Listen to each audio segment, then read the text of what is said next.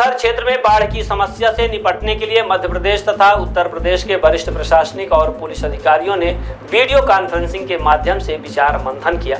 Commissioner कार्यालय के NIC केंद्र से कमिश्नर रीवा BS जामोद ने कहा कि मध्य प्रदेश की टमस तथा उत्तर प्रदेश की बेलन नदियों के जल क्षेत्र में लगातार भारी वर्षा होने पर त्योंथर क्षेत्र में बाढ़ का खतरा उत्पन्न हो जाता है। बाढ़ से बचाव और स्थिति पर नियंत्रण के लिए दोनों राज्यों के अधिकारी वर्षा से जुड़ी सभी महत्वपूर्ण जानकारियां तत्काल एक दूसरे को उपलब्ध कराएं। बाढ़ नियंत्रण से संबंधित कंट्रोल रूम तत्काल शुरू कर दें। बाढ़ नियंत्रण से जुड़े प्रशासनिक तथा पुलिस अधिकारियों तथा जल संसाधन विभाग के अधिकारियों के व्हाट्सएप ग्रुप बनाकर फोन नंबर अपडेट कर लें।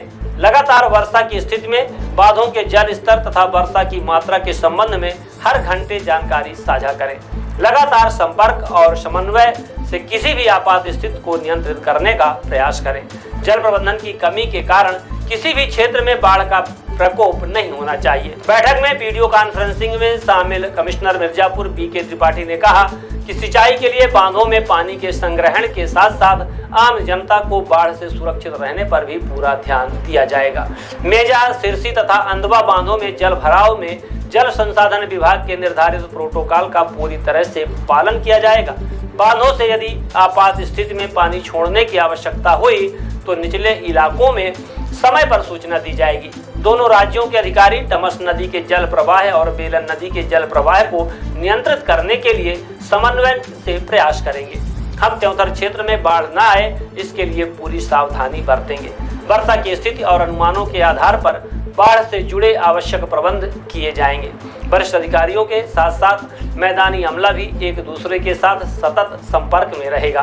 बैठक में कलेक्टर प्रतिभा पाल ने कहा कि टमस एक्वाडक्ट और बियर बांध में अधिक मात्रा में पानी आने पर टमस नदी के जल ग्रहण क्षेत्र में जल स्तर में तेजी से वृद्धि होती है और त्योंथर क्षेत्र के 100 से अधिक गांवों में बाढ़ का खतरा पैदा हो जाता है। इस बियर बांध से जल निकासी की समुचित प्रबंधनों की आवश्यकता है। जल संसाधन विभाग के अधिकारी एक दूसरे के संपर्क में रहकर सभी महत्वपूर्ण सूचनाएं समय पर दें तथा कंट्रोल रूम को भी लगातार स्थिति से अवगत कराएं।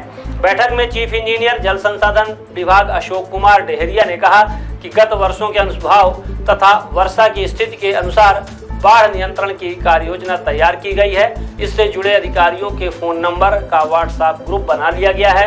अंदवा, सिरसी और मेजा बांधों को भरने के प्रोटोकॉल का यदि पालन करेंगे तो बाढ़ की स्थिति नहीं आएगी।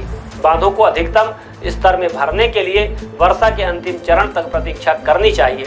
टमस और बेलन नदी के जल ग्रहण क्षेत्रों में लगातार भारी बारिश होने पर दोनों राज्यों के अधिकारी बांधों से पर्याप्त अंतराल में पानी छोड़कर बाढ़ की स्थिति पर बहुत हद तक नियंत्रण कर सकते हैं। उन्होंने बाढ़ से निपटने के लिए किए गए प्रबंधकों की बिंदुवार जानकारी दी। बैठक में अपर कमिश्नर नीतू माथुर, पुलिस अधीक्षक विवेक सिंह, कार्यपालन यंत्री मनोज तिवारी, उपायुक्त श्रेयस गोखले, संयुक्त आयुक्त दिव्या त्रिपाठी, कार्यपालन यंत्री अमरदीप त्रिपाठी, संभागीय कमांडेंट होमगार्ड महेश चंद्र पांड्रे तथा जल संसाधन विभाग के अधिकारी उपस्थित रहे।